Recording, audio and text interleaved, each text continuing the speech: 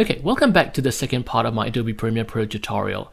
In this tutorial, we're going to talk about color grading and also using light leak effects for transitions and using sound effects to make your video more interesting and so on. We're going to finish off what we started in the video that I posted 2 weeks ago. So let's get started. Alrighty, my name is William Ong and I'm a photographer, videographer, and also a content creator. I'm also a full-time educator. So about 3 weeks ago, I posted a video, Learn Adobe Premiere Pro 2022 in 1 hour. So the first part of the video covers basic editing, cutting, exporting, using music, and etc. So if you haven't seen the video, go and check it out. I'll put the link here for you. So in the previous exercise, we've created a draft cut of a travel video using stock videos from Pexels.com. And by the way, I'm not sponsored by Pexels. I'm just sharing what they've created as a community. It's a beautiful community. So I put the links in the description below so you can go and download the files to follow the tutorial. And to complete our tutorial, we're also going to be using some light leaks. So you're going to need to download a couple more files from the Pexels. So go and download these video files. And also to use in our video, we're going to be using some sound effects. For this, I'm going to utilize YouTube's amazing audio library. So to download audio stuff from YouTube, just go and type in youtube.com/audio library.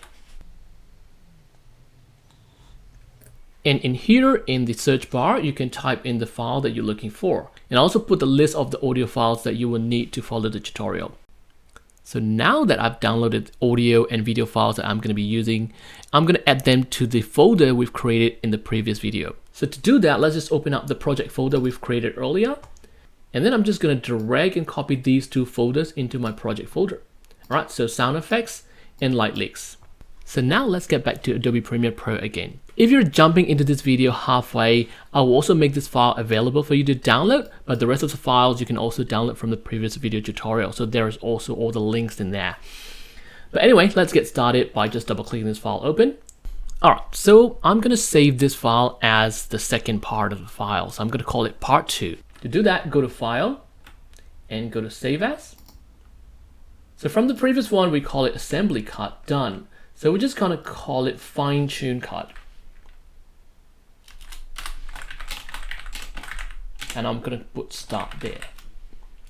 All right, so this set us up in a ready position to start doing our fine tuning.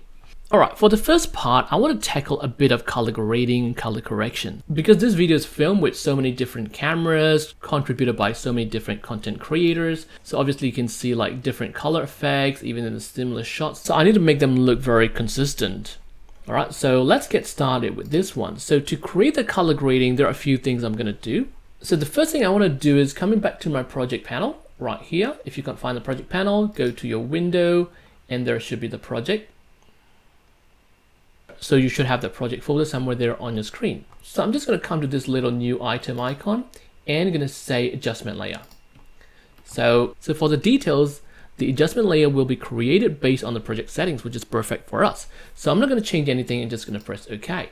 So you should have the adjustment layer somewhere. And what I would do is I'm just going to drag the adjustment layer on top of the video file that I want to color grade. You can press plus signs to zoom into a little bit more. So you want to make sure that adjustment layer starts and ends exactly where the original layer is. So I'm going to click on the adjustment layer and I'm going to the color tab. So you can see the color tab right there. So this will activate the Lumetri coloring. All right, on the right side there, you can start seeing the Lumetri color. There's like a basic correction, creative, curves, and so many cool stuff there. But before we color grade this, I want to make sure that the previous shot, which was color graded, is visible as well. To make it really easy, you just double click on the video and it should show up on the source monitor window. And then when you drag the playhead over, you should be able to see the current video that we're working on.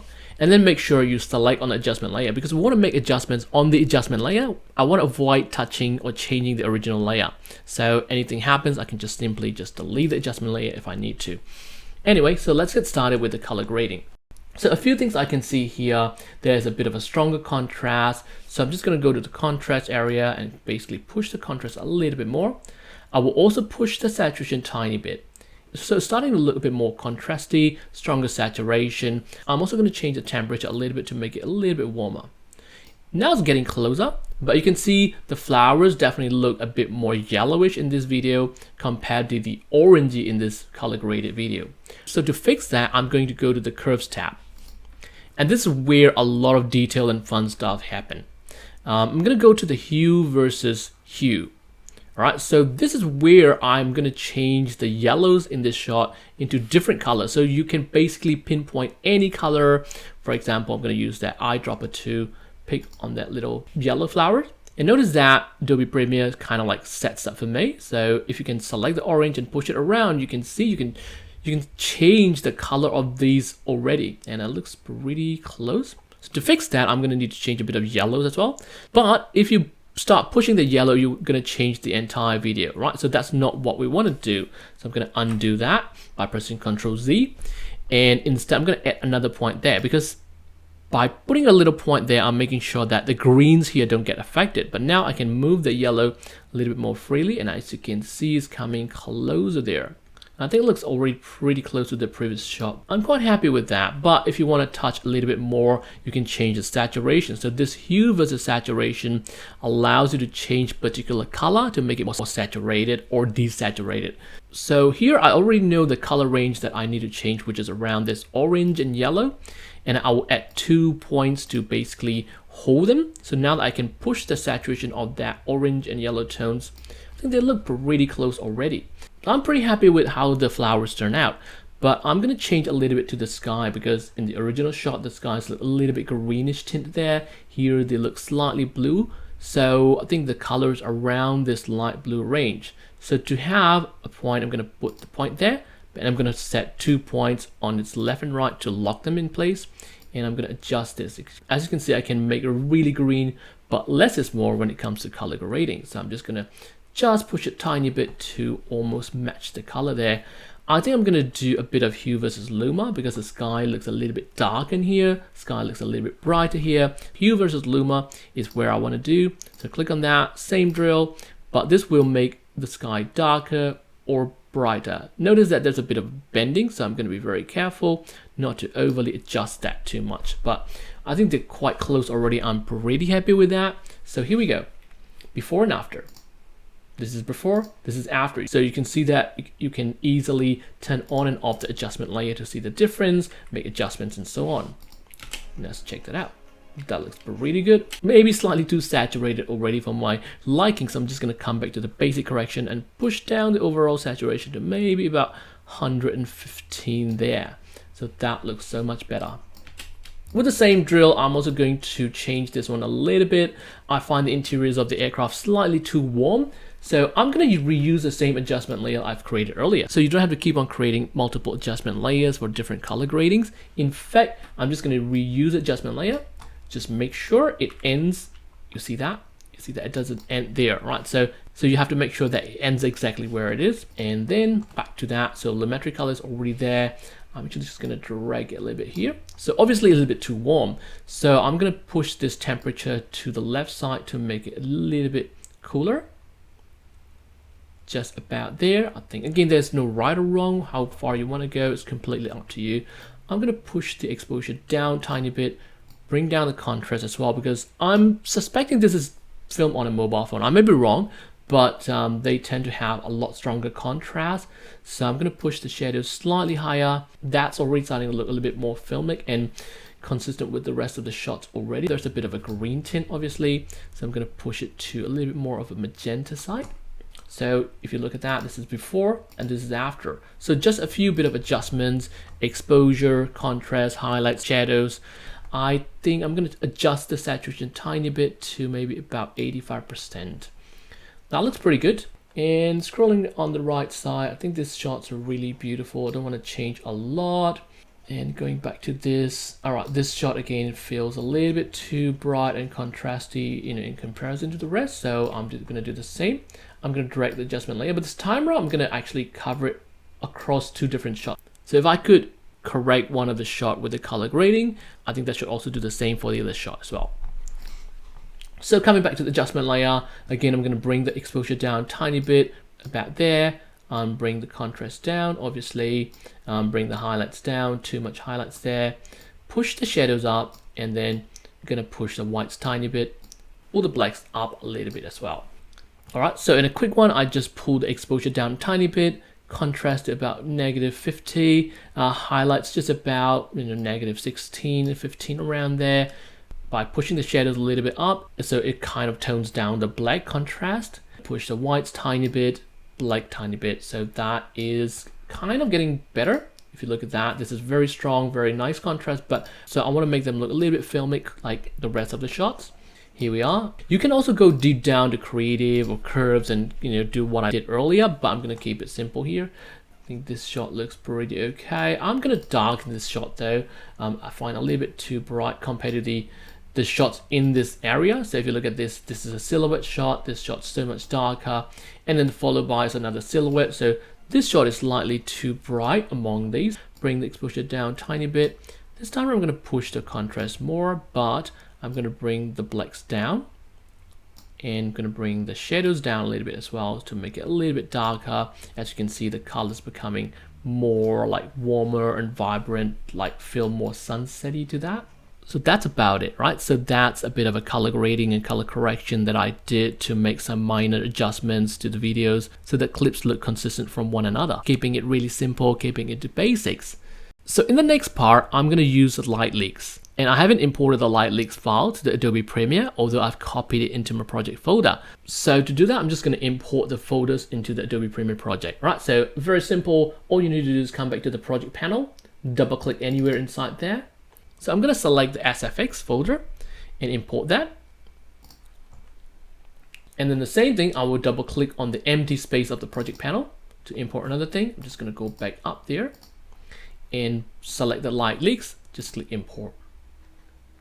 All right, now we're going to use a LightLeaks. So LightLeaks are really simple to use, and I've already posted a video detailed explanation about how to use the LightLeaks in Adobe Premiere, so you can check out from the link above here. But anyway, I'm just going to explain to you how to use it. So LightLeaks are really simple and nice, beautiful lighting effect videos, and they can be used to create transitions. If you look at this shot there, so we have the shot of the airplane, and then going to the next shot, that is what we call the jump cut or the cut. As you can see, the joining between the two shots is quite visible, and it's not really a problem, but sometimes we want to ease that transition. To use a LightLeak is really simple. You just open up the LightLeak in your source monitor, and I'm going to go to the point where it's really bright like that. Okay, I'm just going to scrub the playhead to stop where it's really bright. And what I'm going to do is I'm going to press the M on the keyboard. So when I press the M, so you'll notice that there's a little green marker that appears. Right, so this is the point that when I'm going to align it with the joint. And of course, before that, I need to go back to the point where it's really dark. And I'm going to set my in point by pressing the I.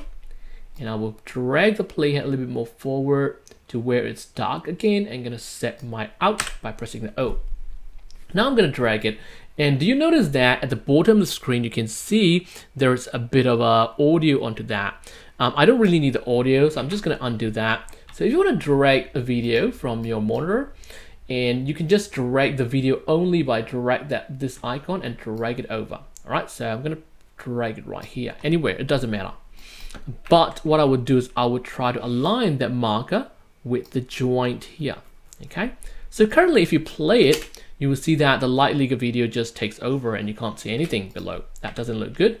So what we're going to do is we are going to blend the LightLeaks onto the videos below. So this is very similar if you use Photoshop, we're just going to change the blending. So to do that, I'm just going to make sure I select the LightLeaks. So I'm going to go find my effect controls panel. So this is a bit difficult to find. It usually is next to this little arrow, effect controls, but you may have effect controls somewhere as well. You can go to window and go to effect controls panel here as well. The shortcut is Shift 5. So I'm going to go to that little arrow, click on the effect controls and open it up. So make sure you select this layer again. So you make sure you select the LightLeaks layer.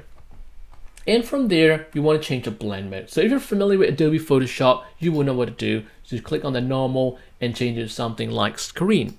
By changing the LightLeaks to screen, it makes the black or the dark pixels disappear, leaving only the bright parts, which is the LightLeaks that we want. So if you play that playhead, you can see that very subtly it masks the jump cut between the two shots. So if I play the normal speed, this is what you will see.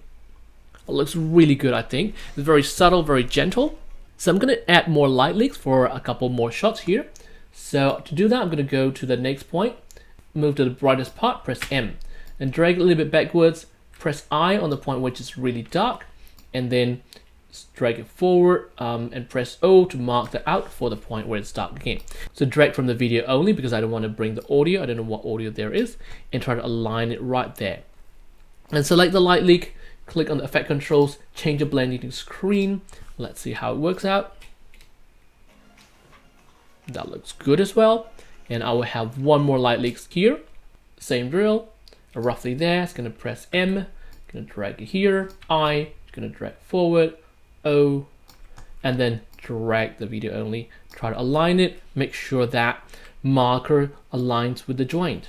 All right, and then select the light leak, change the blending mode to screen. So let's see how it turns out.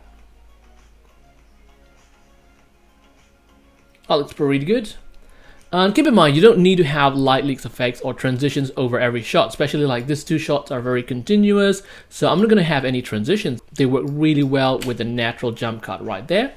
But when the two shots going to change from this canola field to the beach, I think that's where I will put another transition using the light leak as well. So the same drill, I'm going to press the M here.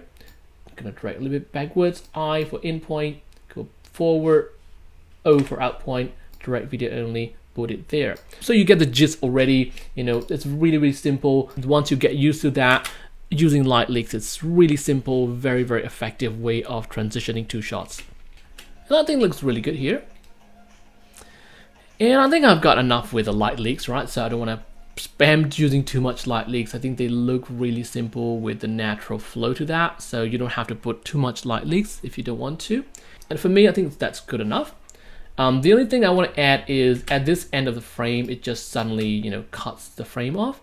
So there's a sudden blackout. So to ease in, I'm going to use a bit of transitions there. So I'm going to show you how to get the Adobe Premiere Pro's basic transitions. So to find that, you go to Window and click on the effects there, or you can press Shift 7. So you should have that effects window appearing somewhere. Mine's on the right, yours might be somewhere else. But anyway, so what I would do is go to Video Transitions. So I'm going to actually use the dissolve. The ones under the dissolve are the only ones that I think I use mostly. I'm going to use the dip to black here. This is a good effect there. I'm just going to drag it. Notice that you could drag it over the clip. Dip to black is basically a fade out for the video, right? So you can put it in the beginning, you can put it between two shots, you can put it at the very end. So I'm just going to put it at the end because I want to fade it out at the very end. And if you play that, you should see that video fading out quite gently. But if you think it's really slow, or if you're really short, you can adjust that transition effects there by moving your mouse cursor. You can drag it to the left to make your transition a little bit longer. So you can see it fades out a little bit slower. That looks really nice and gentle. All right, I'm quite happy with how the visual effects are, okay? So now let's talk about audio effects. So we're gonna add some sound effects to our video. To do that, the good idea is to basically mute other audio at the point. So I don't want to actually listen to the music. So I'm going to select the mute track, okay? And also this is probably a good time you should lock all the video files and audio tracks that you are not going to be touching. So when you're working with sound effects, you're going to be needing a lot of audio tracks. It's quite common. So I'm going to one of the audio tracks. I'm going to go to that little empty area, put my mouse over there. I'm going to right click on that. And I'm going to choose add tracks. And it will ask you what do you want to add. I don't need video tracks. I'm going to press 0 for the video tracks. For the audio tracks, I think I'm probably going to need about 5. Anyway, we can delete them if we don't use them, right? So just going to add about 5 audio tracks and press OK. So as you can see, there are a lot of audio tracks there. So this is probably also a good time we want to rearrange our windows a little bit by just bringing it up, bringing it down. I don't think I need to see the video so big, so I'm just going to bring it up a bit so that we can see audio clearly. And I'm just going to bring up the music a little bit right there. So this is where we can see a bit better. So this is where I'm going to bring my sound effects here. So to do that, I'm going to go back to my project and under there, and I'll go back to the sound effects. And there are the sound effects that I've downloaded from the YouTube audio library. And starting with that, there's an airplane in flight, right? So I'm just double click on that. Let's listen to that. Okay, right. So there is this cabin noise, which is exactly what I'm looking for. It's pretty long. I don't think I'll need very long just to have a bit of a good idea I need just about 4 seconds if you look at that, right? So this shot of the airplane is just about 4 seconds long. So I'm just gonna drag this maybe about 5-6 seconds. That's about it. Doesn't have to be exact. Just press O for out point, drag the audio only onto my timeline. Okay, so I'm gonna make it a little bit bigger. So let's play that. I think it's pretty okay. Don't think I need to change a lot, but one touch I want to do is I want to fade that audio out. So to fade the audio out, you can use a really simple quick audio transitions. If you go to audio transitions in the effects panel, go to crossfade, and there's constant power. Basically sort of fade in, fade out effects. I'm just going to drag it at the end. So we should see the audio, or we should hear the audio fading out. That's pretty good. So the next one is a shot of the hills. So I'm going to use the track called Wind in Pine. It's very, very subtle, so don't have to overdo it. Again, this shot is about 5 seconds, between 4 and 9. So I think I'm going to bring it about 7 seconds there. Press O, direct the audio right there. All right, so again, you can feel free to adjust that. I'm going to direct the constant power, bang, bang, to the end and to the beginning.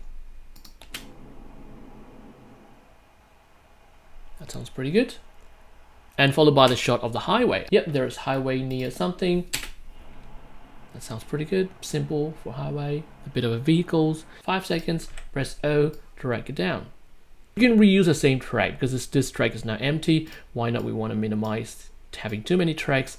That looks good already. And I'm going to drag the constant power and adjust it if you need to. So here we are in the canola field. There's a bit of outdoor farm. Sounds a bit more chicken to me, but anyway, I'll also use that. So that's about 10 seconds of audio that I need. So I'm going to go in there right there, press O. I'll take about 12 seconds, just in and out. I'll put it in the next track that's available here. And I'm going to do that same constant power, bang, bang. I think that was a bit too long, so I'm going to drag that to adjust it here. All right, so I have the track called Walking on Grass. So let's listen to that. And that should sound good, but I think the timing is going to be a bit of an issue. So I'm just going to have a bit of a 5 seconds, press O, drag the audio just under this. All right, but I don't think that would sync. Obviously, it's so much faster. In the video, she's running in slow motion, so we need to stretch the audio. Be careful about stretching the audio too much. So every time we stretch the audio, we're changing the pitch, right? So your audio might sound like woo, or like go into like really high pitch. Let's try. I'm going to change the audio to just about. So just about 50% of that. So go to speed duration. And on that, I'm going to try and just put about 50%. Let's see. That's so much better. So I'm just going to try to time her jump like that with the little waveform here. You can see. So actually, I'm going to drag this one forward. And let's see how it works out there.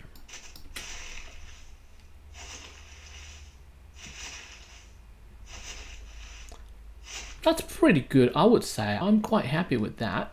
So I'm going to cut the first part, so that sounds like that. That's good. Okay, that's not too bad. From here, she's going to be on the sand, so the sound should basically just fade it out. So just click on that, constant power. Okay. Okay, it's not too bad. I mean, it's not perfect, but it's not too bad. Okay. And here, we are now at the beach. I'm going to use this file called Waves Crashing on Rock Beach. Okay, that sounds like it. So start from the beginning. I'll go to roughly about the end, press O, let's drag it. But one thing I want to do is, if you watch this video, you notice that there is this cut in the scene. This scene has a lot of water in that. So I want the sound of the waves to come in this shot much louder. So if you look at that, this is the waveform. I can anticipate this is going to be a lot louder. Right, so I like that, so I'm going to press M for the marker here. So this is my mark, so I'm going to try to align that mark around here, where that video is changed to this shot. And then I'm going to actually have to drag it a bit longer. And from there, I'll do the constant power. And let's listen how it sounds here. Okay, so you can see that that's a J cut.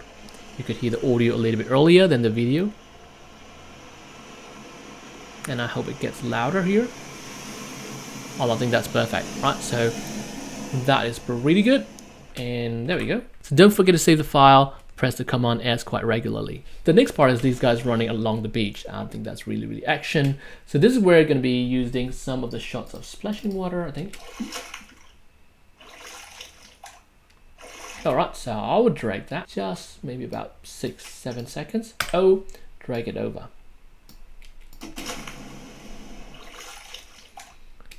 Okay, obviously I think I'm going to need to speed this one up. So I'm going to right click on the clip, speed duration, and change speed to 200%.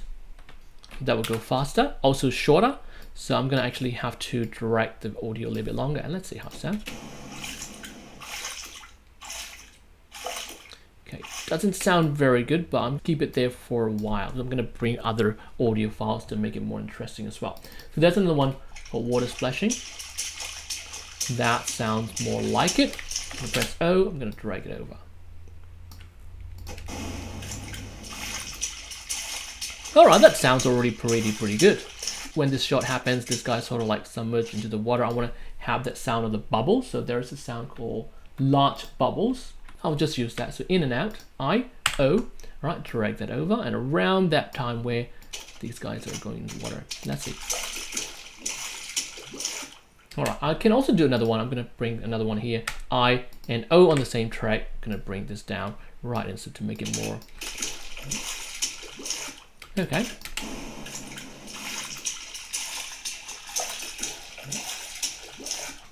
Alright, sounds pretty good. So I'm going to add the sound of the waves here, right? So this will be the loudest wave. I might just have to go back to the wave crashing file that I've used earlier. And I remember there's this really loud wave that I used. I can reuse that anyway. Alright, this is where I'm going to press I. And I'll keep running, maybe go for about there, press O, bring it down again. So I'm going to use this track. I'm pretty happy with how it is. I might just adjust the volume a little bit here because this waves are massive, so I want it to be like so loud. So I'm going to go into there, make sure that I can see the little line. I'm going to drag it a bit higher up, right? So I can see until the point that I can see that little keyframe there. So this is where the waves are. So I'm going to click that little keyframe icon in the beginning. I'm going to bring it up there, right? So notice that it brings the whole audio level up. Because if you want to do fade in or fade out, you're going to need at least 2 keyframes. So keep that in mind. So I will add another keyframe here when it changes to this scene. Add another keyframe, bring it back down to about 0 decibels. So that's about the neutral audio. So keep an eye out on your audio level as well, so that it's not too loud, not hitting the red bar. But I think that looks pretty good. Or I think that sounds pretty good. Here we go. It's fantastic. I think the audio level is just good. Maybe just going to bring it a little bit lower.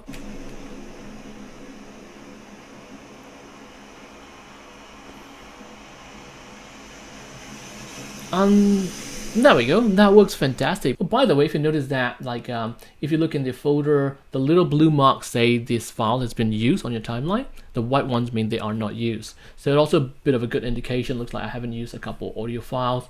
So let's listen to this one. I think this is the sound of guys running, and you know that would be perfect for this. So I'm going to outpoint, drag it in. I'm going to put it somewhere there. Here, my last track there. I think 5 tracks was just nice. I'm going to drag it somewhere here. And let's listen up, see if I can. Alright, not very loud, not very obvious. I'm going to make it even a little bit louder, see if I could sort of make it. Yeah, alright, I think I'm happy with that. Right, so time to come back to finally unmute the music, and let's listen how it sounds overall. So I'm going to unlock the music track. Click on the M to unmute that. So let's listen how it sounds.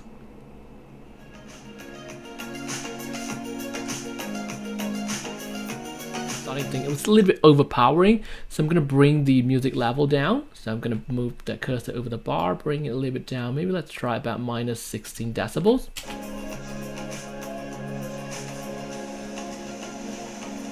That's better. I can hear a nice balance of sound effects and the music.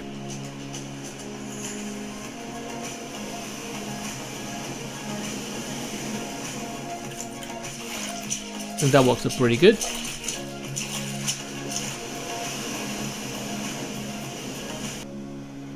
Bang, there we go. That is pretty good. I'm pretty happy with that. To add up a little bit of finishing touches, I'm going to add one adjustment layer, add a bit of sharpness to that, because generally that's what most people would do if you're using your own camera. Normally we would pull down the sharpness on camera and we would adjust the sharpness a little bit. I'm also add the two little black bars, what we call the letterboxing, to make it a little bit more cinematic look to that. And there are a couple small minute adjustments that I want to do. So I'm going to reorganize my timeline a little bit, which is a bit of a mess. So I'm going to press Shift minus on the keyboard to crush everything down, and then press plus on the keyboard a little bit, make a bit more space for my timeline. And I'm going to go back here and I'm going to add the adjustment layer and bring it on top. All right, so I'll create another track. And this adjustment layer, I'm going to drag it from beginning to the very end because I want it to be there from very beginning to the end. I want to go to that 1 minute mark, so I'm going to go press the left arrow and I'm just going to drag it right here. This is where I want the video to end, exactly 1 minute. So I'm just going to trim the audio a little bit, and so this track I'm going to trim it a little bit as well. All the tracks should be trimmed, including that one. So let's end my video exactly at 1 minute. Let's come up to the adjustment layer. It's very, very simple. What I want to do is I want to add the letterbox. I want to add the sharpness. So the sharpness, actually you can find it under the Lumetri color again. So select the adjustment layer, go back to Lumetri. It's under the creative, and there is a bit of a sharpen there. It's up to you how much you want to change the sharpness, depending on your camera setting as well. Remember, I'm using stock video, so they're going to be a little bit different from one shot to another. It's about a 20 pixels sharpness. And I'm going to push the faded film effect a little bit to maybe about 20% to add that little faded film effect a little bit more. And one last effect I will want to do is go to effects there. So I want to add the black bar on top and bottom, which are called letterboxing. So I'm going to go to crop and then drag the crop onto that. All right. And what I need to do is I need to go to the effects controls again. So it's usually here. I'm going to scroll down the crop there. I'm going to change the top and the bottom value to about 5% each. So click on the top, type in 5. You notice that black bar is there. The bottom, type 5. And that's it. That creates that little cinematic look. I'm quite happy with this. We're done. So we're going to save the project. We're going to export it. I think you're already familiar with the exporting process. So click on the sequence, go to File, Export Media. And from the export settings, I'm going to make sure that H.264 is selected from there. And you can choose the YouTube 1080p Full HD and change the output to wherever you want to save it to. Exports, and I'm going to go and say this will be my travel video Final Cut. Okay. I'm not going to change so much, just going to scroll down. I will want to use render at maximum depth that you can find it under the video. All right, and I'm going to turn on the use maximum render quality. And you can also scroll down all the way from here under the video tab and change the bitrate settings to VBR2 pass. That means your frames will be rendered twice, so you can expect slightly better quality. That's about it. I'm going to hit export. And there you have it, the video from start to finish. So we did color grading, we did sound effects, we used light leak effects to create the transitions, a bit of adjustments here and there, we used letterboxing effect, and so on. And I hope it really helps you understand Adobe Premiere Pro better. And it's not as daunting as you might have thought previously, especially if you're starting out in Adobe Premiere. Anyway, thank you for watching. I hope you like this video. Please follow me for more videos like this, and I will see you in the next.